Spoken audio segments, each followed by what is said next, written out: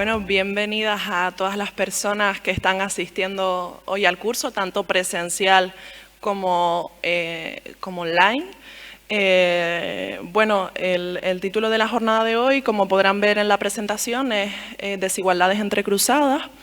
Es una sesión que teníamos programada para mañana, pero bueno, por cuestiones del directo la vamos a tener que pasar para hoy. Van a estar llevadas a cabo por Nerea López, que es mi compañera, que ahora desde el streaming no la verán, pero es mi compañera que está aquí a la izquierda. Y bueno, y también las voy a desarrollar yo, que soy Ariadna, ¿vale?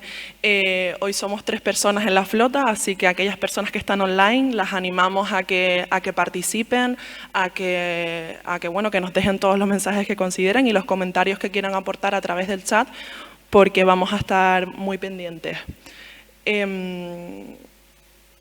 Bueno, pues yo voy a ir avanzando, si les parece, en lo que vamos arreglando los problemas técnicos.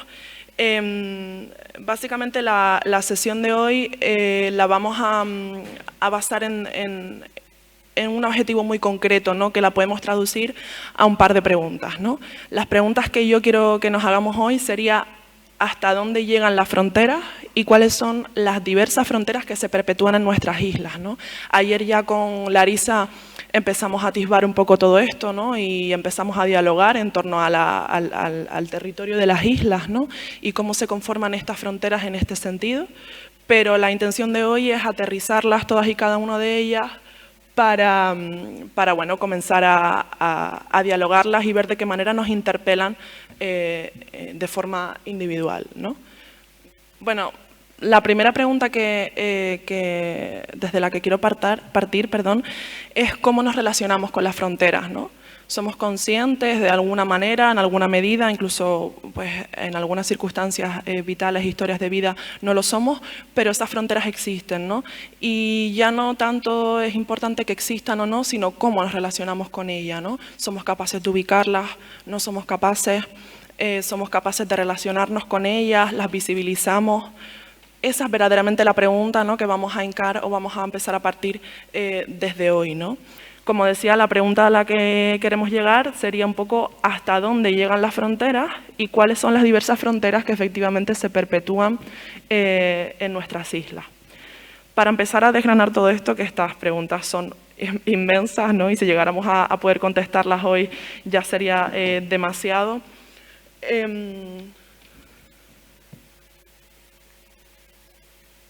¿Pasamos, puede ser? Ay, vale. Esta sería la pregunta desde la que me gustaría que empezáramos a reflexionar, ¿no? Porque al margen de que podamos conceptualizar o entender qué es una frontera, que ya iremos viendo qué significa todo esto, al final estas fronteras pasan por nosotras, ¿no? Y la relación que mantengamos con ellas va a determinar nuestra capacidad para visibilizarlas, nuestra capacidad para comprender desde dónde parten, cuáles son las dinámicas que recrean y, por tanto, nuestra capacidad para poder derribarlas, ¿no? Como sociedad. Entonces, cuando nos acercamos a este concepto, para empezar a reflexionarlo, me gustaría pasar a la siguiente. No, la siguiente no, y la siguiente.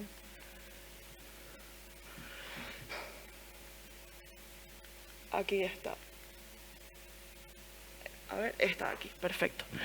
Que sería el concepto que se recoge desde el diccionario de la Real Academia, que es poco menos que un libro que tenemos accesible desde el punto de vista, parece que es del conocimiento rotundo, ¿no? Si todo existe ahí, es lo que se percibe, ¿no? Dentro de esta acepción de lo que significa frontera, tenemos muchísimas definiciones, ¿no? Pero yo destaqué 2 de ellas, que sería la de confín de un Estado, por un lado, y la del límite. La de confín de un Estado precisamente sería ese concepto que tenemos muy bombardeado, ¿no? Porque nos llega a través de diversas vías, ¿no? Desde las redes, desde las noticias. Además es un imaginario que se recrea de una forma muy violenta porque se fisicaliza, ¿no? Llega a conceptualizarse con unos muros muy grandes, con unas vallas enormes, llenas de pinchos, además que hacen daño, que sangran, que duelen, ¿no? Quizás también hasta peajes, ¿no? Esa conceptualización de un espacio de dos estados que se dividen a través de dos fronteras, de una frontera física, ¿no? Lo que pasa es que si estas fronteras existieran per se y ya está, pues bueno, pues no habría más que hablar. Sin embargo, estos conceptos del confín del Estado lo que nos permite es entender que en esa división que hay entre un espacio y otro, entre un Estado y otro, existe cierta homogeneidad, ¿no? Lo que está aquí es homogéneo, es único y está separado radicalmente de lo que está allí, que es otra cosa completamente diferente, pero que también es única, ¿no? Que no hay diversidad en eso. De esa manera, por ejemplo, las fronteras nos mantienen en esa ilusión, ¿no? En esa idea irreal en el que podemos definir a ciencia cierta lo que soy yo de lo que es la otredad, ¿no? Esa definición que parece que lo manejamos muy fácilmente, por ejemplo, cuando hablamos de la Unión Europea, ¿no? La Unión Europea básicamente nos habla de un espacio en el que diferentes estados pueden transitar las personas que hayan nacido en él sin ningún tipo de problemas, ¿no? No hay fronteras dentro de la Unión Europea. Pero precisamente lo que define a la propia Unión Europea es las fronteras que los delimitan, ¿no? De hecho, en los últimos años hemos visto cómo esas fronteras también sangran y matan, ¿no?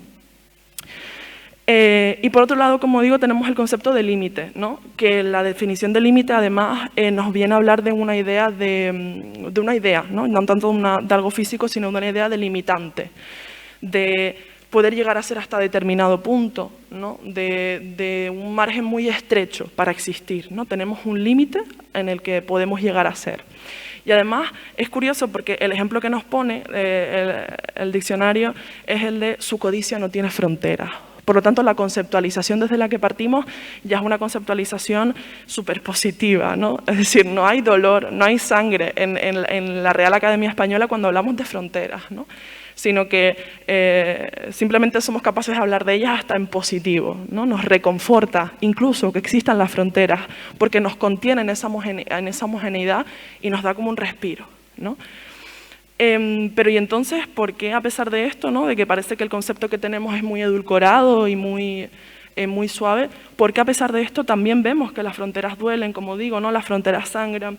¿Por qué percibimos que las personas padecen o sienten o son capaces de identificar unas fronteras que otras personas no son capaces de hacerlo, ¿no? ¿Por qué entonces no existen las desigualdades, ¿no? Surgirían muchísimas preguntas a partir de esa percepción edulcorada, ¿no? Que nos plantea la Real Academia Española de lo que son las fronteras. Para esto, vuelvo a traer de nuevo esta imagen que ya hablaron con Larisa ayer, ¿no? Y que la reflexión que hicieron conjuntamente, la verdad es que es maravillosa, ¿no? Puede verla en streaming. Y voy un poco a recogerla porque la ubicuidad geográfica, ¿no? Y el tránsito político que existe en esta imagen también nos habla, ¿no? de estas fronteras, efectivamente. Porque por un lado, este concepto que tenemos como archipiélago, ¿no? De las Islas Canarias, delimita, como habíamos visto anteriormente, con el continente africano, un continente al que le da la espalda, ¿no? Pero a su vez está escrito administrativa y políticamente hacia Europa, ¿no? Como si esa mirada hacia la continentalidad, hacia el norte que tenemos desde las islas, estuviera muy presente, ¿no? Y es curioso cómo esta relación que mantenemos como espacio, ¿no? Más unificado en el concepto de archipiélago con el resto de territorios, esas vueltas de espalda y esas miradas, ¿no? Y esos deseos que hacemos hacia el norte también se reproducen en nuestras propias islas, ¿no? Entre nosotras. De hecho, por ejemplo, si yo les traigo aquí el concepto de islas mayores e islas menores, ¿cuál es la repercusión que acaba sucediendo en nuestra cabeza, ¿no? ¿Cuál es el concepto que desarrollamos a través de esas palabras? Bueno, pues al final esta manera de comprender esos sures que ignoramos, ¿no? Y esos nortes que seguimos también se siguen reproduciendo en esos binomios, ¿no? Ya no solo administrativamente, porque no es lo mismo una mujer, por ejemplo, gomera, que sufre una enfermedad que una mujer que vive en Santa Cruz de Tenerife, ¿no? El acceso a esos recursos son radicalmente diferentes. Ya no solo a ese nivel más administrativo, podemos decir, encontramos esas reticencias y esas desigualdades, sino también desde un punto de vista cultural, ¿no? porque, por ejemplo, cuando se acerca a nosotras una exposición itinerante, donde se va a ubicar, efectivamente, son en esas islas capitalinas o en esas islas mayores, ¿no? Es donde va a estar esos espacios más accesibles.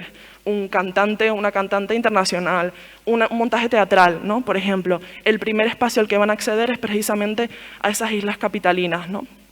De manera que vamos percibiendo que en las islas menores el acceso a la cultura universal, ¿no? esa cultura que parece que es la que nos lleva a la modernidad, es la que nos lleva a impregnarnos de universalidad, no está en las islas menores.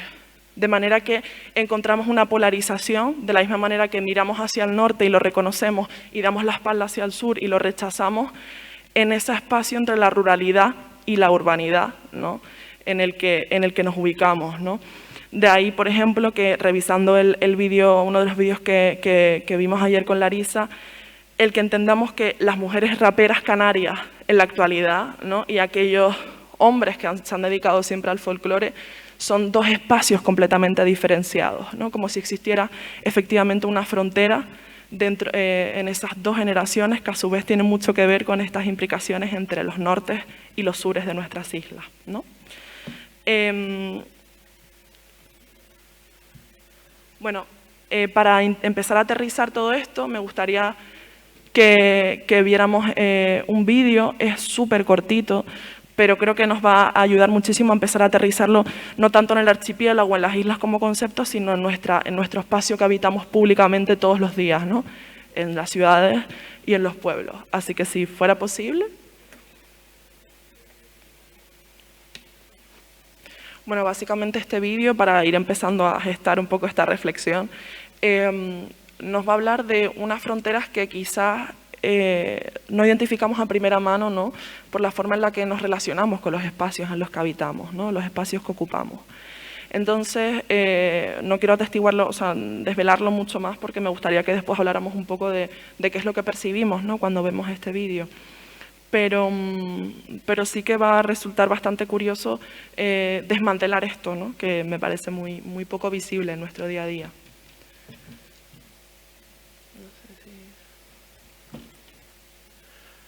Bueno, para seguir continuando, porque si no, yo creo que vamos a perder un poco la magia de todo esto, ¿no? Entonces, voy a contarles, ¿no? Lo que pasaba en el vídeo. Lo que pasaba en el vídeo, básicamente, era una especie de banco ficticio, ¿no? Aparentemente ficticio, en el que teníamos como un espacio para poder meter una moneda, ¿no? Porque resulta que en la superficie del banco había un conjunto de pinchos metálicos, ¿no?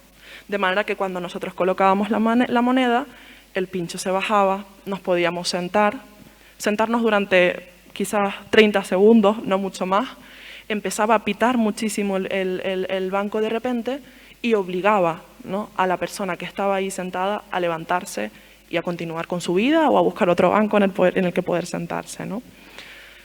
Básicamente la reflexión que nos trae este vídeo es que los espacios públicos, a pesar de ser públicos, a pesar de supuestamente ser habitados por todas las personas que conformamos las sociedades, sí que perpetúan, ¿no? determinadas fronteras, porque esta persona, además la que se sentaba para dar ejemplo a cómo funcionaba este banco, resulta que era una persona blanca, que era un hombre, que venía de trabajar y que podía permitirse poner una moneda en ese banco, ¿no? De hecho, esto lo que nos lleva a entender es que si pudiéramos volver a la imagen de la presentación, porque esto sí que me gustaría verlo visualmente con esa imagen. Bueno, precisamente, si no me equivoco, es la imagen del vídeo. Pasamos a la siguiente, para que se hagan una idea de cómo era ese banco de que les estaba describiendo, o intentar describírselo. Y en la siguiente diapositiva lo que vemos son... ¿Podemos pasar a la siguiente, porfa? Lo que percibimos es precisamente un conjunto de bancos que sí que están habitados en estos espacios, ¿no? Y que son muy complejos de utilizar, ¿no? Es decir, dentro de estas propias estructuras vemos que de repente aquellos bancos largos que antes podíamos ver en cualquier plaza, de repente se individualizan, ¿no? Además, cada vez son más estrechos y resulta que los materiales que son utilizados para construirlos, pues cada vez que le da el sol durante mucho tiempo empiezan a quemar, ¿no? Porque son metálicos. ¿Esto qué está haciendo? Esto está expulsando del espacio público, de las plazas, de las calles, de las avenidas, ¿no? Primero a personas que no tienen recursos, por ejemplo, para habitar una casa, que no tienen casas, que debido al sinhogarismo, la situación social en la que se encuentran, no pueden estar en ningún espacio privado, y los espacios públicos que podían tener antes, como esos bancos largos para dormir, simplemente para descansar, ya no los tienen, ¿no? Por otro lado, también nos habla eso de que entonces las personas que se pueden sentar son efectivamente esas que pueden poner la monedita, ¿no? Que tienen esa percepción de que los bancos son exclusivamente para sentarse un ratito, ¿no? Y para continuar con nuestra vida, ¿no? Por otro lado, también está la frontera de la edad, porque yo no sé cómo serán sus personas mayores, pero las mías les aseguro que en los bancos que aparecen aquí no podrían sentarse. Son curvos o son muy chicos o la altura a la que están es muy incómodo, ¿no? Para poder permanecer, ¿no? Al igual que las personas con diversidad funcional tampoco podrían ocupar este espacio público, ¿no? Igual que las personas gordas, ¿no? O grandes como yo, por ejemplo, sería muy dificultoso hacerlo. Yo en el avión que acabo de coger para venir aquí, me acabo de dar cuenta de que no es un espacio para mí. Bueno, me acabo de dar cuenta, llevo muchos años siendo enorme, pero me doy cuenta continuamente de que hay espacios que no están hechos para que yo los habite. Y como yo, pues una persona más gorda, tampoco, ¿no? El pánico que puedes sentir a la hora de decir, voy a coger un avión, cabré en ese sitio.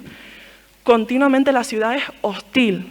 La ciudad escupe fronteras, las representa, las perpetúa a unos niveles que probablemente una persona pues que tenga una clase social media alta, que no necesite descansar en un banco, una persona que no tiene ningún tipo de diversidad funcional, una persona que no tenga, que sea flaca, ¿no? Que no tenga diversidad corporal, y todas estas fronteras de las que estemos hablando, ¿no? Como la frontera de la edad, podría ocupar estos espacios sin ningún tipo de problema, ¿no? Entonces, de verdad que las fronteras no solo se aprecian en los bancos, sino que también se aprecian en otros espacios, como por ejemplo las escaleras, ¿no? Nos hemos planteado qué ocurriría si a día de hoy pues saliéramos de nuestra casa, todas las personas que estamos aquí, presencialmente, pues podemos caminar, ¿no? Sin ningún tipo de problemas y sin depender de ningún tipo de dispositivo. Pero ¿qué ocurriría si no fuera así? Si saliéramos de nuestra casa en silla de ruedas. En mi caso es que no podría ni siquiera coger el ascensor para salir del edificio. O sea, que no podría ni tener un desarrollo profesional, personal, ni suplir mis necesidades básicas como ir a hacer la compra, por ejemplo, ¿no? Al igual que, por ejemplo, les traigo aquí una imagen que para mí es un tanto dolorosa.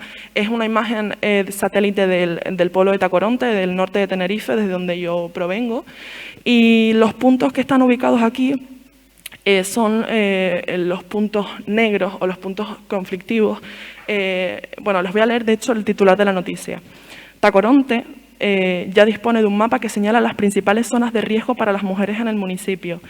Este trabajo, elaborado por 11 participantes del programa de formación de alternancia con el empleo, señala 75 puntos percibidos como peligrosos para las tacoronteras por su aislamiento, por su mala iluminación o por tratarse de lugares donde son habituales conductas machistas como el acoso verbal.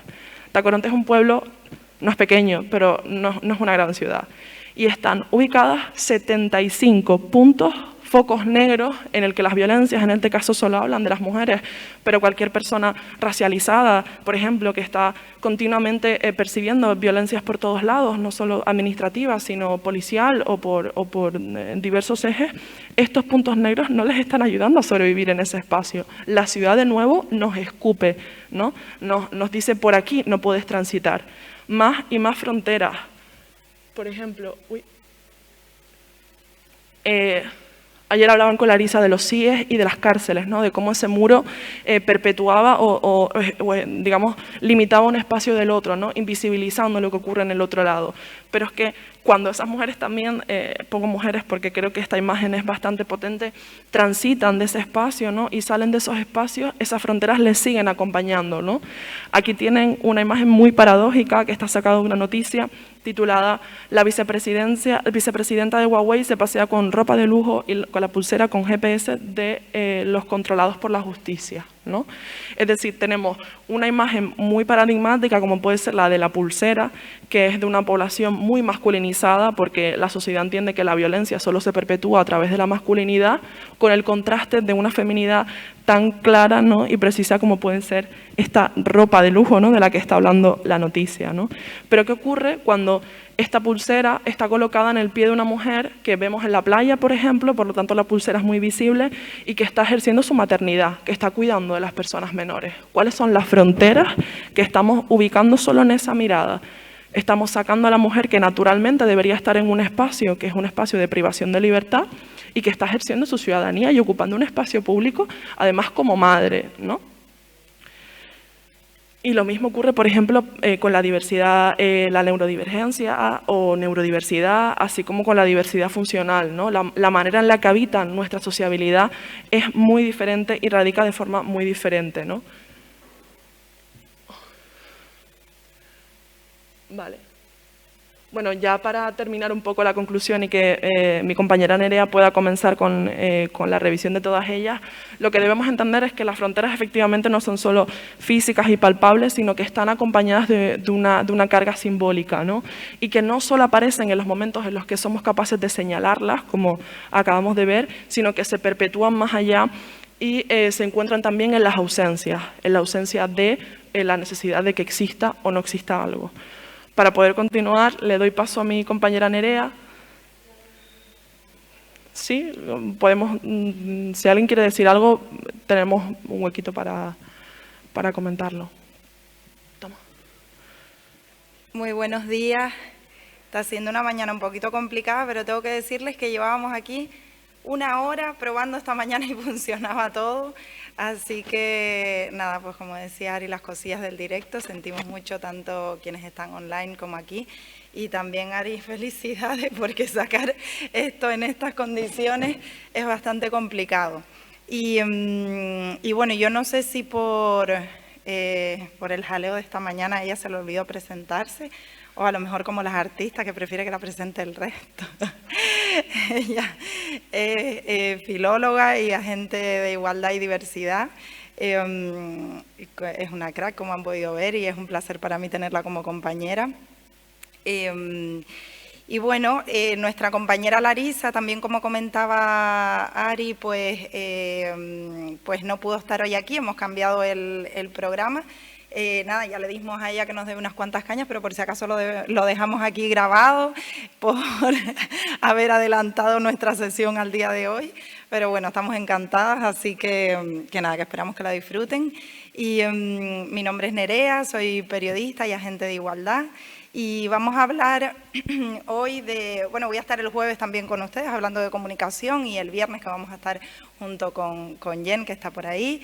Y vamos a aterrizar hoy esas fronteras de las que hablaba ayer la compañera Larisa y las que estaba ahora también concretando Ari. Y vamos a verlo en ejemplos concretos, ¿no? Porque está estupendo el tema de teorizar y nos ubica, por supuesto, pero sí es verdad que ver de qué manera se manifiestan esas desigualdades en el día a día, pues nos da un marco real de dónde nos encontramos, ¿no? Entonces, pues vamos a ver cómo funciona esto. Bueno, y les quería también comentar que... vale. Les quería comentar que también el tema de hablar de distintas desigualdades, a mí hay ocasiones en las que me conflictúa un poquito, y lo compartí ayer con las compañeras, desde el punto de vista de que a veces decimos, bueno, pero si estas desigualdades no me atraviesan, ¿quién soy yo, no? Como para nombrarlas, pero sí que llegamos a la conclusión de que siempre que se haga desde el respeto, pues podemos ponerlas sobre la mesa. En realidad no estaríamos hablando en nombre de nadie, ¿no? Ni apropiándonos apropiándonos de ningún discurso. Y además decía Jen algo muy interesante, que es con más razón tenemos que cuestionarnos esto si no sentimos que nos atraviesan, porque es más difícil verlas, ¿no? Cuando no nos tocan, cuando no nos lleguen, cuando no nos llegan o no nos duelen, es mucho más complicado quizás tener esa mirada. Entonces, ese es el prisma que por mi parte vamos a tener hoy, el ponerla sobre la mesa, y quizás ustedes en algún momento pues sienten que sí, que alguna de estas desigualdades ha atravesado su trayectoria, su historia de vida en algún momento, o atraviesa en el presente. Y también les quería comentar tanto a ustedes como a las personas que están online, que además hoy tenemos, sí, estamos, como decía Ari, más pendientes de que nos lleguen esas cuestiones para plantearlas aquí, quienes quieran participar. Entonces, estamos en un espacio seguro. Si en algún momento quieren compartir alguna experiencia, pues bienvenida es. Entonces, bueno, pues tenemos por aquí una pregunta que es ¿quién eres tú? Y yo quería trasladárselas en el sentido de las desigualdades, por ejemplo, que estuvieron viendo ayer con Larisa. ¿Cuáles creen que son más visibles? ¿Cuáles sienten ustedes que quizás se trasladan más al espacio público? No sé si visibles lo podemos equiparar a violentas. ¿Alguien quiere participar? ¿Por aquí o online? Por ahí Luis se está moviendo. Luis es de aquí, no sé si quieres decir algo. De todas las que estuvieron trabajando ayer, no sé si alguna dijeron, pues yo de esta en el día a día sí que soy consciente, o sí que la siento más visible que otras.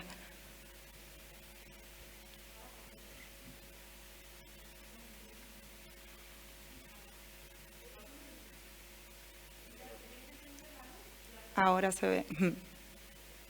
No. Sí. Sí, vale. Yo creo que fronteras que se ven casi a diario, las había citado Ari antes. El tema, por ejemplo, de las personas gordas, vamos a llamar directamente, que hay espacios que no están preparados las personas con discapacidad, con diversidad funcional.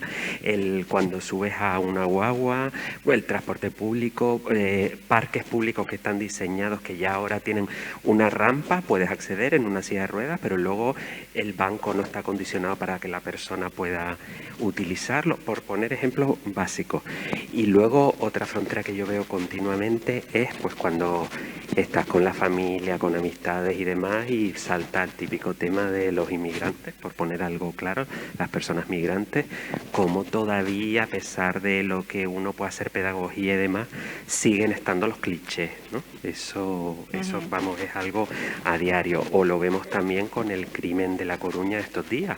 Es decir, algo habrá hecho, por favor, que a estas alturas de la película todavía estemos con algo habrá hecho.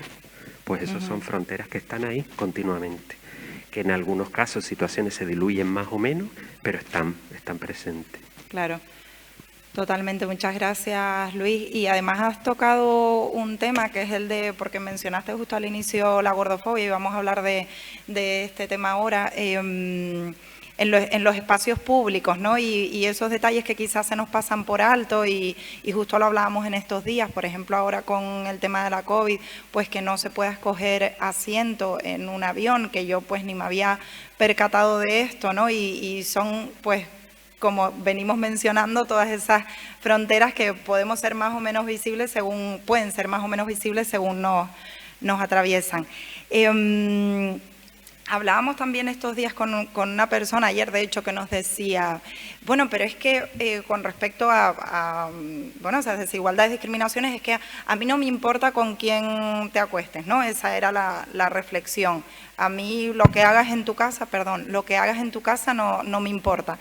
Claro, estamos hablando entonces del espacio privado, es decir, hasta qué punto, porque como que entendemos que está más bien superado, o por lo menos el escaparate de yo no me puedo atrever a meterme en tu espacio privado, entonces ya con eso como que dejo claro que tú haces lo que quieras en tu casa.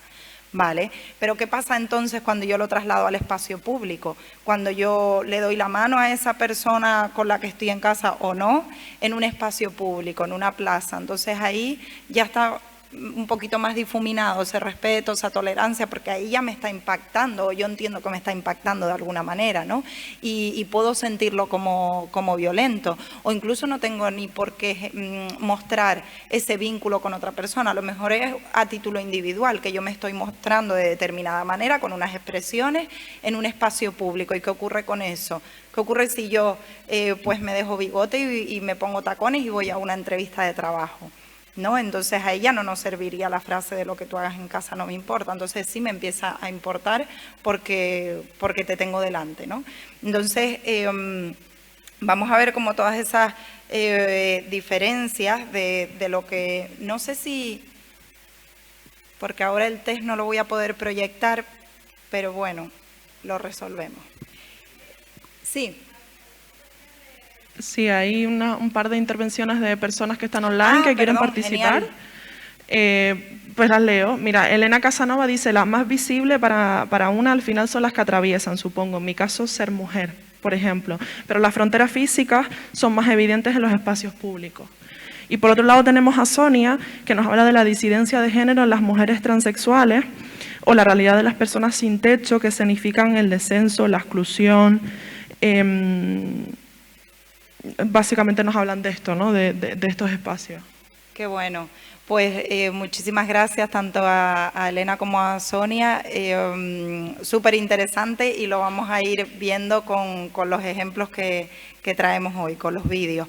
Yo quería empezar precisamente por lo que Luis ha tocado, que es el tema de la gordofobia y la violencia estética contra las mujeres, y les iba a proponer, si en algún momento, a ver, vale, ¿han hecho el test de la gordofobia? Pues lo hacemos aquí hoy, ¿les apetece? Venga. Como no vamos a poder proyectar las preguntas, yo se las leo. A ver. Oh, a lo mejor sí se ve. Ah, no, aquí es donde se veía borrosa, creo. Vale, no lo ven, ¿no? Vale, pues les lanzo la primera. ¿Has utilizado la palabra gorda, gorde, gordo como insulto contra ti o contra otra persona? La A es muchas veces, la B algunas veces, la C es nunca. No sé si quieren apuntar por ahí A, B, C y luego, y la gente que está online también, y luego nos trasladan para ver cuántas A es, ¿cómo se dice? A ver si la filóloga nos ayuda. B, veces. Sí, has utilizado la palabra gorda, gorde, gordo como insulto contra ti o contra otra persona. A, muchas veces. B, algunas veces. C, nunca.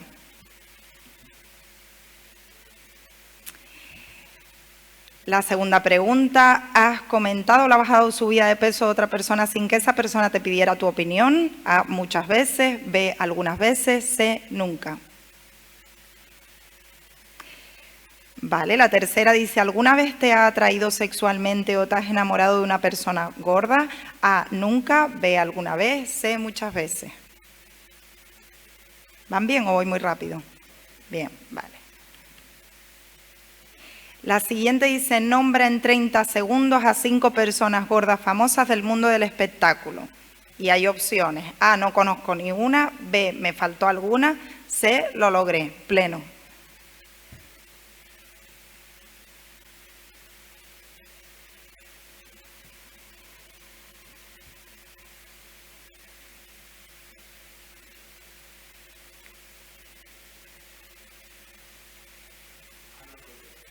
¿Cómo?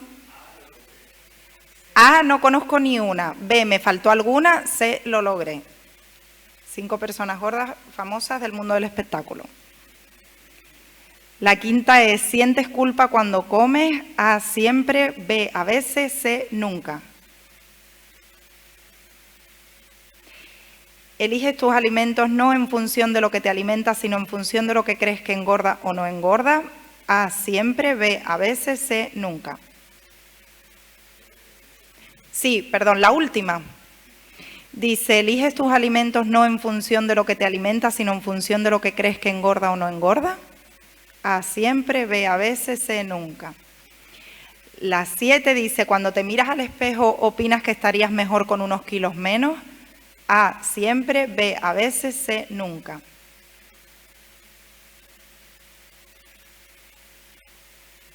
La 8 dice, ¿eliges tu ropa o te han invitado a elegir tu ropa en función de lo que te hace ver como una persona más delgada? A, siempre, B, a veces, C, nunca. La penúltima dice, ¿te has visto en situación de decirle a una persona que deje de comer porque si no ya verás cómo te vas a poner? A, sí, unas cuantas veces, B, alguna vez, C, nunca.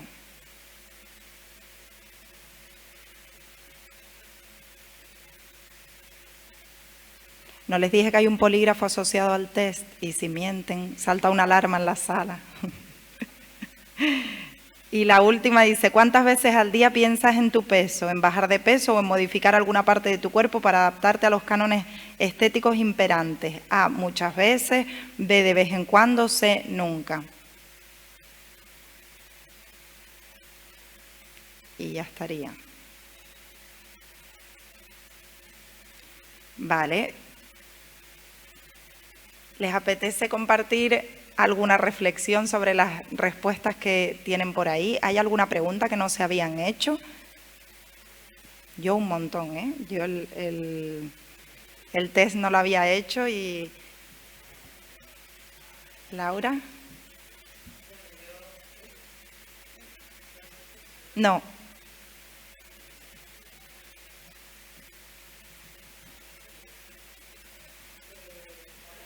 Sí, ahora. Yo por mi trabajo, bueno, contextualizo porque Nerea sí sabe de lo que trabajo. Yo tengo un centro de entrenamiento personal y por mi trabajo evidentemente muchísimas personas acuden pues porque tienen la intención de bajar de peso, ¿no? El mítico objetivo por el que la gente se apunta al gimnasio. Además, normalmente justo después de Navidades y un par de meses antes de verano, ¿no? Después de Semana Santa empieza otra vez el pico. Desde que empecé hasta ahora, empecé hace 4 años, ha cambiado muchísimo la manera que tengo de trabajar con las personas que vienen al centro, y ya no solo la manera de trabajar, sino la manera de comunicarme con ellas y la manera de explicarles lo que realmente nos gustaría que aprendieran en el centro. Había una pregunta que decía si alguna vez, o sea, las respuestas eran A, B y C, ¿no? Siempre, nunca, a veces y nunca. Si has comentado el peso corporal de una persona sin que te lo pregunte. En los centros de entrenamiento es súper habitual, realmente. Y me preocupa porque creo que en el momento en que entramos en el juego de la persona que viene a confiar en nosotros o nosotras y entramos en ese juego del peso, de medir el peso, nos estamos olvidando de toda la parte realmente importante del entrenamiento, que es que la persona domine su cuerpo, que aprenda a moverse, que disfrute del ejercicio, que tenga una vida más activa. Y es un problema general que existe, yo creo, en toda la industria del fitness y del entrenamiento, que es el focalizarnos siempre en ese aspecto positivo y en eliminar el sobrepeso, ¿no? Como si el sobrepeso, pues al eliminarlo, le estuviéramos haciendo poco menos que bien nuestro trabajo, ¿no? Y le estuviéramos poco menos que haciendo un favor a la persona que ha venido, cuando realmente puede haber perdido de peso por muchísimos motivos, si es que lo pierde, y puede no perderlo por otra gran cantidad de motivos. Pero sí que es un problema, creo, cuando en nuestro sector constantemente se hace alusión al peso, porque al final te cargas el proceso y te cargas todo el entorno del ejercicio. Totalmente. Muchas gracias, Laura, súper interesante. Laura, que al principio no se oía muy bien, es entrenadora personal, ¿puedo decir? ¿Sí? Vale. Y además me encanta que hayas intervenido ahora porque precisamente lo que vamos a ver ahora es un vídeo que trata esto desde el humor, desde la ironía. ¿Y por qué decía que me encanta? Porque eres una de esas personas que se ha agarrado del humor para en las redes sociales un poco desmontar estos mitos, ¿no? O dar un poquito de caña a entrenadoras y entrenadores deportivos que incitan pues a todo este tipo de conductas que pueden ser incluso peligrosas para nuestra salud. Y con esto bueno, les voy a poner el vídeo primero. Además, les quería mencionar a una autora ciberfeminista que se llama Remedios Zafra y ella precisamente nos invita a trabajar este tema desde la construcción creativa, desde el arte, desde la no repetición de lo que ya tenemos planteado desde los feminismos y entonces utilizar toda la ironía y el humor para poner sobre la mesa estos temas de los que queremos hablar, ¿no? Y yo creo que el mensaje sí es verdad que de alguna manera cala de manera diferente y puede parecer hasta algo nuevo, ¿no? No sé si pueden poner el vídeo. Sí, gracias, Jen. Mientras tanto, mientras ponen el vídeo, voy a aprovechar que también han participado por el chat y nos comenta Sonia. Dice, el peso de esta presión sociocultural está muy clara si hay una preocupación de salud que también atraviesa, pero insisto, en la presión negativa de estigma que es sociocultural. Y Elisa nos cuenta que dice que total, estamos rodeados de tallas normativas en televisión, en los anuncios, en las imágenes que vemos continuamente. Para acabar, Sonia nos comenta que la cultura de la delgadez nos adelgaza la mirada. Me parece una frase muy, muy buena la que nos pone aquí Sonia, ¿no? Es otro espejo de la estrechez para entender las distintas formas, no solo corporales, sino formas de vivir. Totalmente, totalmente. Súper potentes todas las reflexiones. Y es verdad que no lo he mencionado, sí que dije violencia estética, ¿no? Contra los cuerpos de las mujeres. Al final es que no encajes en ese canon de belleza normativa. Y sí es verdad que, o sea, yo puedo hablar desde donde lo he vivido, ¿no? Como a título personal, el hecho de que te pongan en duda, a lo mejor en una entrevista de trabajo, que puedas llevar a cabo el trabajo porque, bueno, como tienes los brazos muy delgados, no sé si tendrás fuerza para cargar no las cajas o la ropa X o incluso el plantearse si estás enferma, ¿no? Porque si estás delgada a lo mejor es que te pasa algo. Pero sí es verdad que aunque las violencias son muchas y traemos el tema de la gordofobia, pues por todo lo que implica y me encanta esa frase que decía Sonia de que nos adelgaza la mirada, ¿no? No sé si el vídeo está preparado o le doy para adelante. Es que no te veo muy bien, Jen. A ver. Ah, vale, genial. Pues mientras... Ay, es que no les quiero desvelar lo demás. Bueno, ahí les traigo un ejemplo de esto de este tema que estamos hablando, que vi hace poquito, que no sé si vieron que una línea británica, creo que fue una línea aérea... Tengo haciendo cosas. Perfecto, denle, sí, cuando esté. ¿Conocen a Mara Jiménez? ¿Sí? ¿Por ahí? No, genial. Sí. Dígame, ¿has visto la primera gorda del año vistiendo pantalón corto y tirantes? De acuerdo, activamos protocolo de emergencia entonces. Sí, bombardeo de medios de comunicación sobre la pérdida de peso y arresto domiciliario para todas. Como te voy conociendo, ¿eh? Mira, te pongo un segundito en espera para gestionarlo, ¿vale? No te retires. Pues sí, ya, me gustaría Punta Cana, pero... Oye, ¿a tu niña qué tal le van las clases? ¿Bien? Sí, estoy aquí, que hay muchas cosas que gestionar. Mari, ¿de qué color me pongo hoy las uñas? Mira, perdona, que finalmente Central ha decidido que seas tú el que te quedes en casa si no quieres ver a las gordas existir, ¿vale? Sí, que ya cuando sus brazos o sus muslos atenten contra tu integridad, pues ya tomaremos medidas, ¿vale? Mientras te puedes dar un bañito para refrescar esas neuronas que se empiezan a calentar. Venga, gracias por tu llamada. Genial, y hay otro cortito también que está en el enlace arriba en el título donde pone características corporales.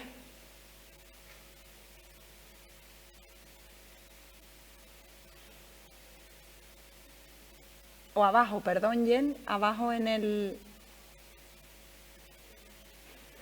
Dale para detrás y donde está la imagen de Mara.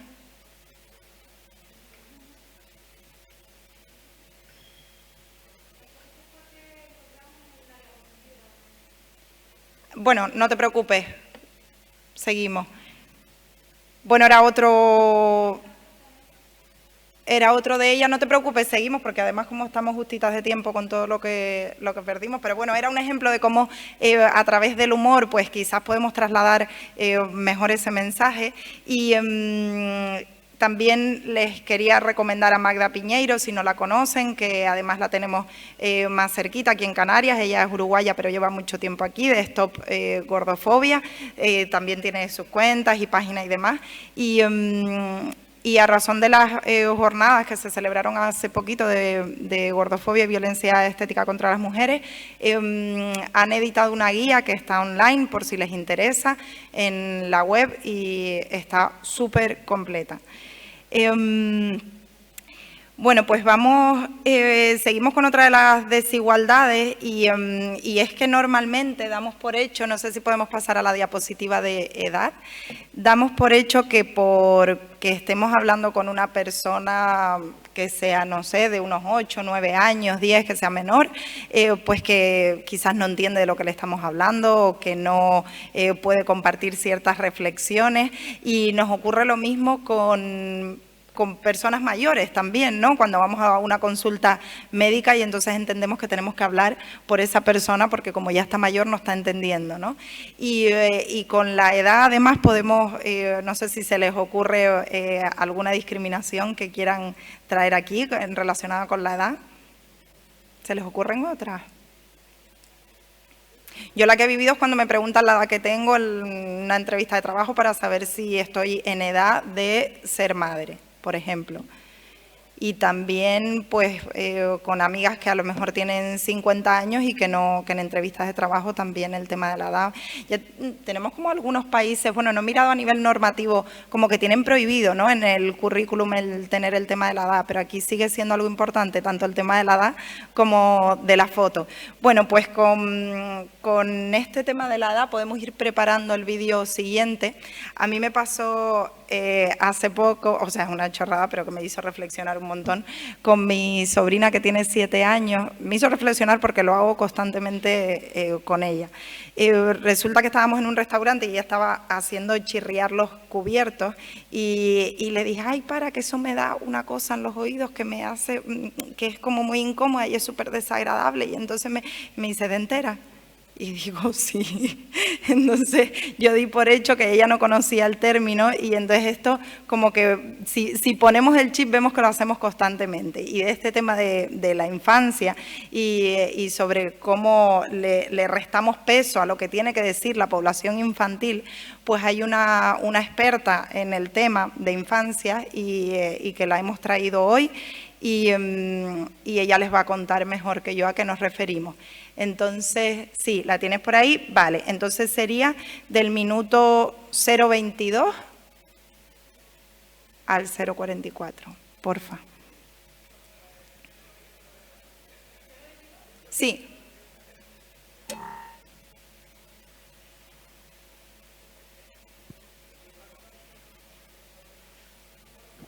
Aprovecho para decir también que desde el chat comparten esa visión de la edad y la maternidad, ¿no?, relacionada con las mujeres, como si fuera una obligación ser madre sí o sí, a toda costa antes de que sea tarde.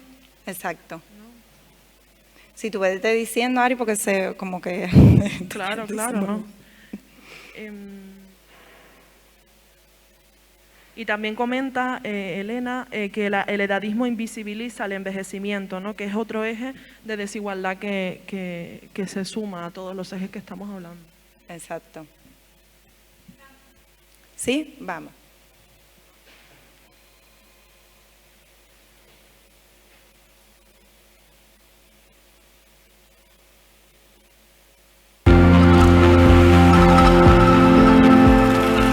Soy Maití y tengo 12 años y he venido a la charla para explicar, como soy una niña, es más otro punto de vista que si lo explica un adulto.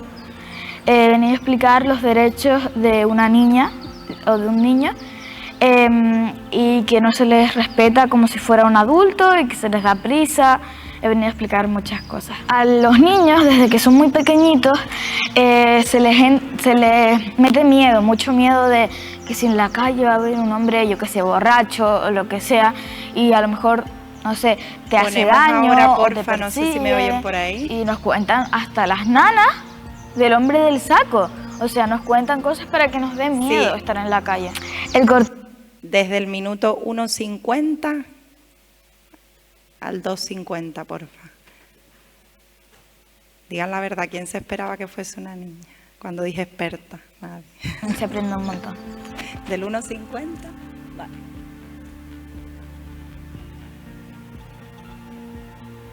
A mí no me han impedido nada, pero sí hay muchas cosas que han dicho que me han molestado. Como por ejemplo, me tocan el pelo sin que yo les dé permiso. Gente que no conozco. Menos mal, no me gusta que llegue el COVID, pero menos mal que ahora nadie me toca. Es mucho mejor porque antes hacían así por la calle. ¡Ay, qué bonita la niña! Me tocaban el pelo y es como, me dan ganas de hacer así y rebujarles todo el pelo, ¿sabes? No sé. Y además piensan que, ¡ay, qué bonito tu pelo! Piensan que a nosotros es que nos hacen un favor diciéndonos un cumplido. Pues no. Y también preguntan un montón de, ¡ay, ese es tu padre! Desde que vean algún chico negro que yo ni siquiera conozco, dicen, ¿se parece a tu padre? Yo cada vez que veo un hombre blanco no te digo, ese es tu padre, ¿verdad? Ese es tu padre, ¿verdad? Es que es una pesadez. Pues no es mi padre.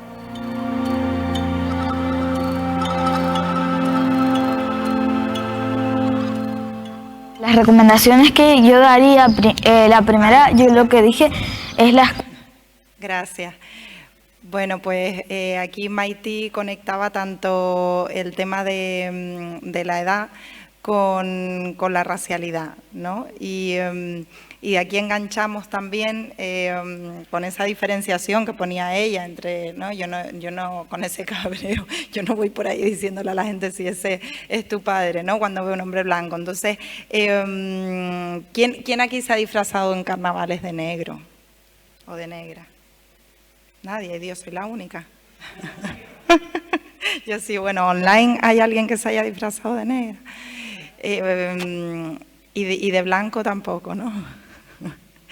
Pues por aquí nos trae una reflexión Lucía Azué Bomío, que es una periodista, y nos pregunta si existen las razas. Y si podemos poner el vídeo de ella, porfa, desde el minuto 1:52. El vídeo está en la diapositiva de origen, pinchando en la imagen.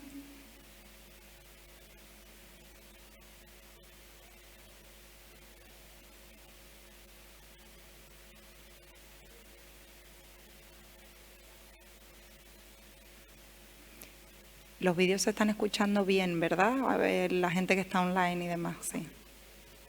Genial. 1:52.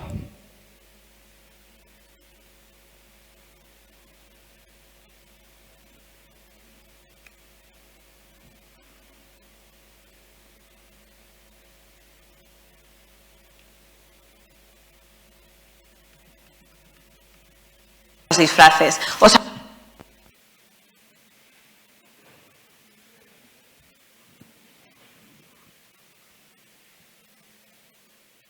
animo a que saquéis esos móviles, que sé que todos y todas tenéis, para empezar a jugar. Por ejemplo, ¿qué sale cuando ponéis disfraz de negro? Yo he escogido, no voy a esperaros, que tengo solo 18 minutos. Yo he escogido un par de los ejemplos que sale cuando pones negro, y uno de ellos pues redunda un poco en este estereotipo del pene sobredimensionado, y el otro, pues para seguir con los estereotipos asociados a las personas de raza negra, además, por si no fuera suficiente, lleva una lanza. Pero ¿qué sucede cuando al estereotipo de raza le asociamos además el tema del género? Pues lo que sucede es esto. La primera en Google ponía negra culona, mientras que una lleva una lanza, la otra lleva un plumero. Un disfraz. ¿Los disfraces son inocuos? Sí, no. No lo sé. Vamos a ir avanzando. ¿Qué pasa cuando ponéis en vuestros móviles, en vuestros buscadores, la palabra o las palabras disfraz de árabe? Buscad si queréis. Cuando lo buscáis, lo que salen, entre otras cosas, son estos dos modelos. Un hombre cubierto hasta los pies y con una barba gigantesca que le cubre toda la cara. Y una mujer, en cambio, a la que no le cubren prácticamente nada. ¿Y qué pasa cuando ponemos gitano o gitana? Pues exactamente lo mismo. Un disfraz, una construcción. Y en el caso de las mujeres, una construcción, pero con menos ropa. Sin embargo, ¿qué creéis que pasa cuando ponéis disfraz de blanco? Efectivamente, alguien lo ha dicho, que no hay. Si ponéis disfraz de blanco, y además incluyo los pantallazos de Google, aparece un religioso, un marinero, un camarero o una camarera. No hay un disfraz de blanco. ¿Sabéis por qué? Porque no existe una construcción con respecto a las personas de raza blanca, porque las construcciones parten de una parte del mundo que define cómo es el resto del mundo. Y eso, evidentemente, tiene consecuencias. Hay personas que dirán, pero bueno, existe también un disfraz de español, un disfraz de egipcio, un disfraz de mexicano. No es lo mismo. La raza no es una nacionalidad. De hecho, hay muchas personas que estamos cansadas de que nos digan que si somos españoles, o cómo vamos a ser españoles si somos negros, ¿no? A veces hay una racialización de la nacionalidad, pero en este caso, como veis, a lo que alude sobre todo, a veces con poco acierto. Gracias. Y vamos a poner seguido el otro, yo creo, para así no perdemos tiempo. Voy a ir seguidito con los vídeos porque he visto la hora y como perdimos mucho esta mañana y para que así terminemos en tiempo. Entonces, lo que voy a hacer es invitarles a que si tienen alguna reflexión así puntual sobre los vídeos, si quieren la anoten y al final ya cuando estemos con Ari en ese espacio común, pues la compartimos, ¿vale? Entonces, vamos a poner ahora, porfa, si pinchan en lo que es el título de origen, ahí les va a salir el siguiente vídeo, que es de Chimamanda Adichie, no sé si la conocen, escritora nigeriana. Ella nos habla del peligro de una historia única, nos comparte cómo ha vivido ella esa historia única.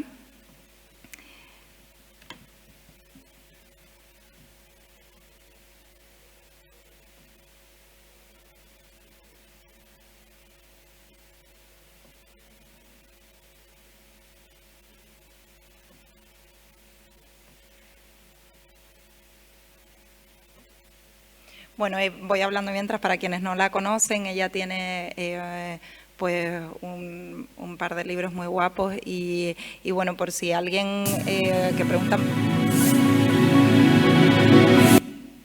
Vale, desde el minuto 2:58, porfa.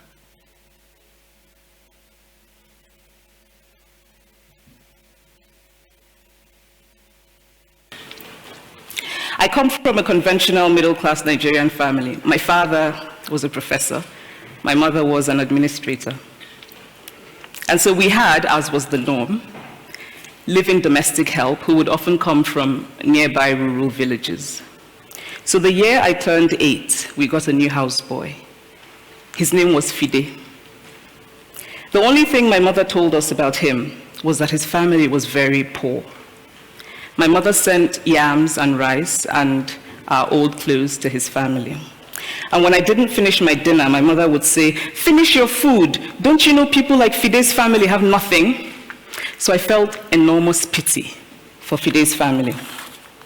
Then one Saturday, we went to his village to visit. And his mother showed us a beautifully patterned basket made of dyed raffia that his brother had made. I was startled. It had not occurred to me that anybody in his family could actually make something. All I had heard about them was how poor they were, so that it had become impossible for me to see them as anything else but poor. Their poverty was my single story of them. Years later, I thought about this when I left Nigeria to go to university in the United States. I was 19. My American roommate was shocked by me. She asked where I had learned to speak English so well and was confused when I said that Nigeria happened to have English as its official language. She asked if she could listen to what she called my tribal music and was consequently very disappointed when I produced my tape of Mariah Carey. She assumed that I did not. Gracias. Vale, no sé si por ahí quienes no la conocían quieren compartir algo así rapidillo o si han escrito algo online. Vale, vamos a seguir entonces con los ejemplos porque ya tenemos un poquillo el descanso encima. Entonces, bueno, como veíamos y sobre todo para quienes no estuvieron ayer, que creo que hay personas que no estuvieron ayer, estamos haciendo un recorrido, un poco por contextualizar, estamos haciendo un recorrido por todas esas desigualdades que hemos visto esta mañana, de las que hemos hablado ayer también, con ejemplos concretos pues para sentir de qué manera esto se manifiesta en el día a día. Acabamos de ver el tema de la racialidad, también por capacidades, ¿no? Según cómo leamos a la persona que tenemos delante, pues podemos entender que puede hacer unas cosas o no, y ahí pues entran en juego todos esos prejuicios y hasta qué punto los llevamos al fin último, ¿no? Yo tengo, por ejemplo, una amiga que tiene un niño con capacidades especiales y me dice cómo es capaz de ver en qué momentos niños y niñas se le acercan para jugar y cómo hay otros momentos en los que es la propia familia la que impide que su hijo o su hija se acerque, ¿no? Entonces, aquí algo de eso vamos a ver en el siguiente vídeo, cómo influimos, cómo volcamos toda la mochila que tenemos, la población adulta, toda esa mochila de prejuicios la volcamos en los niños y las niñas incluso antes de que lleguen a los 6 o a los 7 años y pues como ya sabemos son esponjas y podemos ver cómo enseguida lo ponen en marcha. En el siguiente vídeo, Jen, porfa. Con pinchar en la imagen sale. No sé si se puede poner la imagen primero. Que les quería. Ah, vale, ya lo tienen. Vale, pues, para adelante. We decided to conduct an experiment and created 2 absolutely identical playrooms. One was empty, and there was a child in the other. We invited children and gave them the opportunity to choose which room to play in.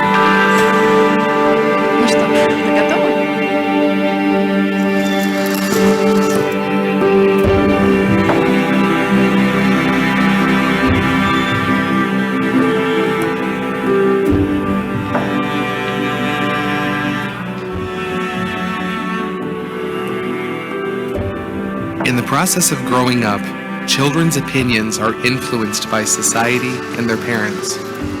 Their perception of the world depends on adults.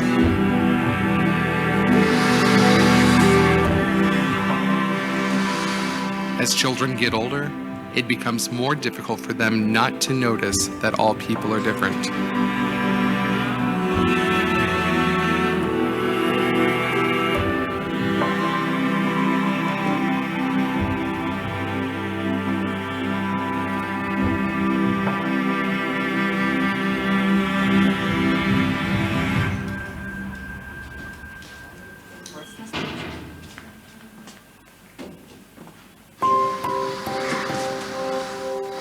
As for little kids, they do not see the difference between children with special needs and those without.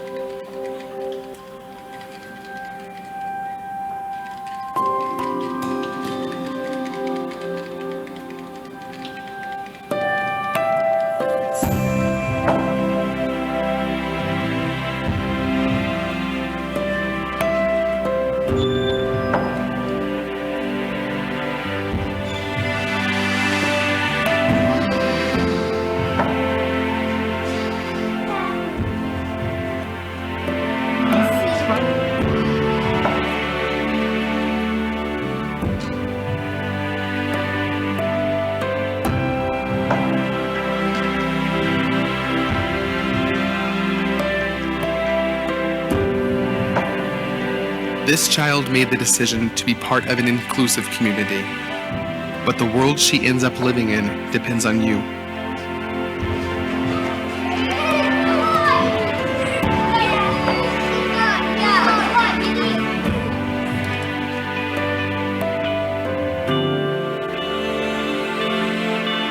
Teach your children what they've taught you.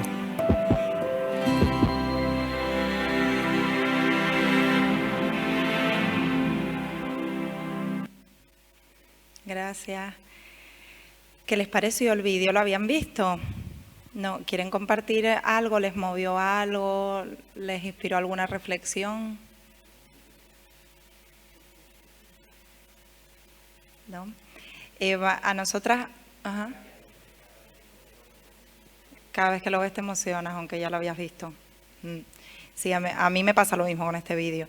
Nosotras sí es verdad que sentíamos como un poco de, de incomodidad en cierta manera por no saber cómo se hizo ese vídeo en sí. Hablo del fondo, ¿no? Porque nos poníamos en la piel de ese niño, ¿no?, que está en la sala y que nadie va a jugar con él. Pero luego sí es verdad que pensamos, bueno, será lo que vive en el día a día, ¿no? Entonces se lo habrán explicado y probablemente pues estará consciente de lo que supone, pero no deja, ¿no?, como dejarte una sensación ahí rara, pero por otro lado es muy potente. Ver, como decíamos antes, se llega un momento, ¿no?, una edad en la que sí se ve clara esa diferencia. Vamos a hacer un descansito rápido de 5 minutillos, si les parece, 5 o 10, para no extender, 10, por ahí están pidiendo, venga, 10. Para un café, venga, estupendo. Pues para la gente que está online volvemos en 10 minutitos. Gracias.